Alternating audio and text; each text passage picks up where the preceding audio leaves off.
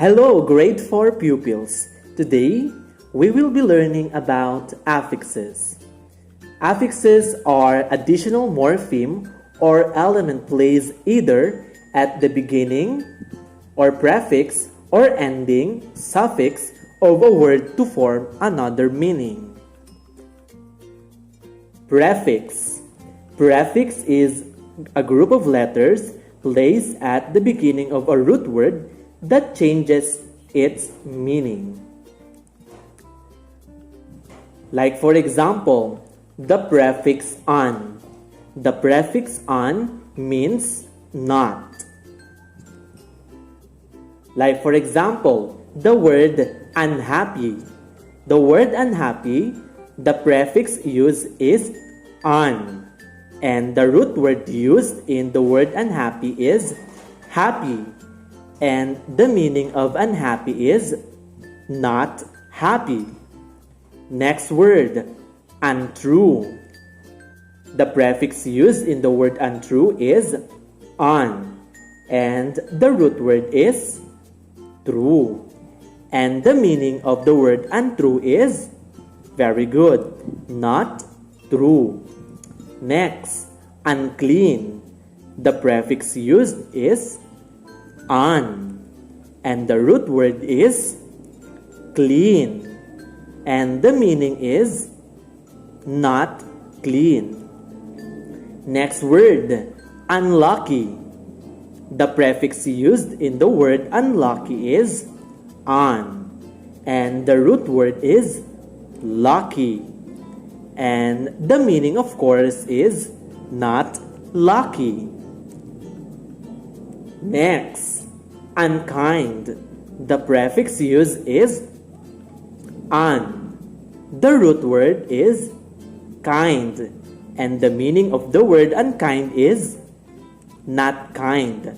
Once again, the prefix "on" means not.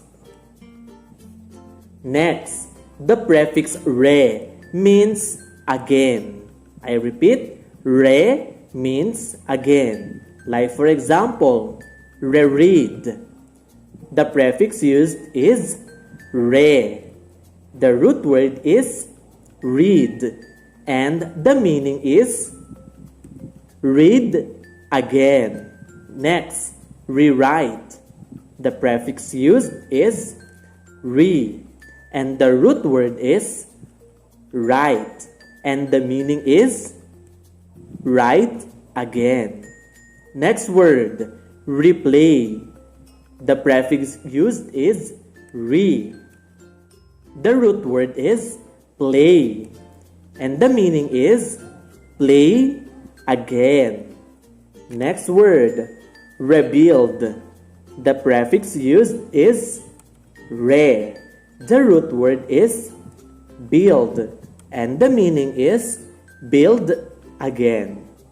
Next, retry. The prefix used is "re". The root word is try, and the meaning is try again. Once again, the meaning of the prefix "re" is again. Next, the prefix "in", "im", "miss", "this", "ill" means not or no.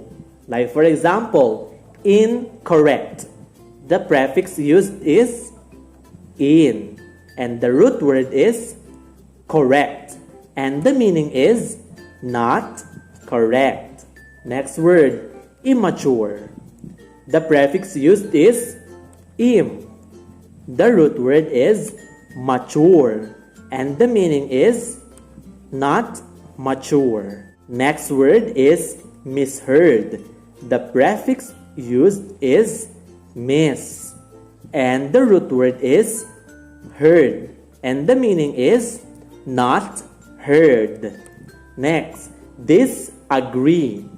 The prefix used is "this", and the root word is agree, and the meaning is not agree or do not agree. Next, illegal. The prefix used is "ill", The root word is legal, and the meaning is not legal. Once again, the prefixes in, im, miss, this, il mean not or no. Next is suffix. Suffix is a group of letter placed at the end of a root word that changes its meaning. Like for example, the word or the suffix full means full of. The word hopeful, the root word is hope, and the suffix is full. Next, the word beautiful, the root word is beauty, and the suffix is full. Next, useful, the root word is use, and the suffix is full. Next, helpful, the root word is help, the suffix is full. Lastly, thankful, the root word is thank, and the suffix is full. Once again, the meaning of the suffix full is full of. Next, the suffixes and or mean one who does or performs a certain action. Like for example, teacher, the root word is teach, and the suffix is Next, mixer, the root word is mix, the suffix is Next, reader, the root word is read, and the suffix is Next, editor, the root word is edit, and the suffix is or. Next, inventor, the root word is invent, and the suffix is or. Once again, and or mean one who performs or does a certain action. Next, the suffixes able and able mean capable of or can be or able to. Like for example, comfortable, the root word is comfort, and the suffix is able. Next, presentable, the root word is present, and the suffix is able. Next, lovable, the root word is love, and the suffix is able. Next, accessible, the root word is access, and the suffix is able. Next, convertible, the root word is convert, and the suffix used is able. Once again, able and able mean capable of or can be or able to. I hope you understand our lesson for today.